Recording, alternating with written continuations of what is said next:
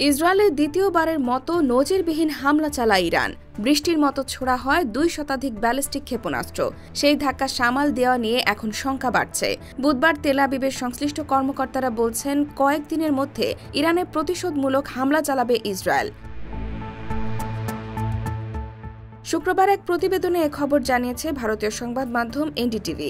Hamas, হিজবুল্লাহর শীর্ষ নেতা ও ইরানের কমান্ডারদের হত্যার জবাব হিসেবেই ক্ষেপণাস্ত্র হামলা চালানো হয়েছে বলে জানায় ইরানের রেভলিউশনারি গার্ড কর্পস।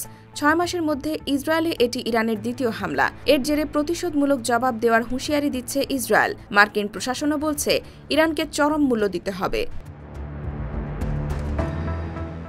ইরানের হামলার প্রেক্ষিতে ইসরায়েলের জবাব কেমন হতে পারে তা নিয়ে জল্পনা চলছে। কারণ গত এপ্রিলে ইরানের হামলার চেয়ে এবারের ধরন একেবারে আলাদা।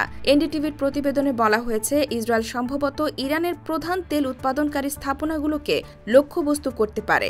এমনকি ইরানের বড় বিদ্যুৎ কেন্দ্র হামলা চালাতে পারে ইসরায়েল। যদি সত্যি এটি ঘটে, তবে এটি মার্কিন নিষেধাজ্ঞায় ইতিমধ্যেই চাপে থাকা ইরানের অর্থনীতিতে ব্যাপক প্রভাব পড়বে।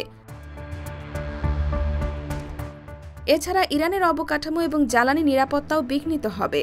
ইসরায়েল ইরান জুড়ে অন্যান্য কৌশলগত অবস্থানগুলোকেও লক্ষ্যবস্তু করতে পারে। এমন পরিস্থিতিতে আরব বিশ্ব ইরানের পাশে থাকবে কিনা তা নিয়ে আরেক গুঞ্জন চলছে।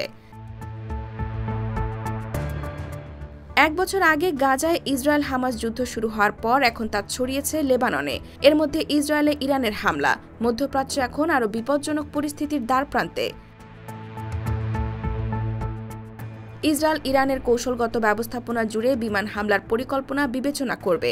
ইরানের অবকাঠামো ধ্বংস করার গোপন অভিযান শুরু করবে, যেভাবে তেহরানে হামাস প্রধান ইসমাইল হানিয়াকে হত্যা করেছিল। IBTV USA, new York.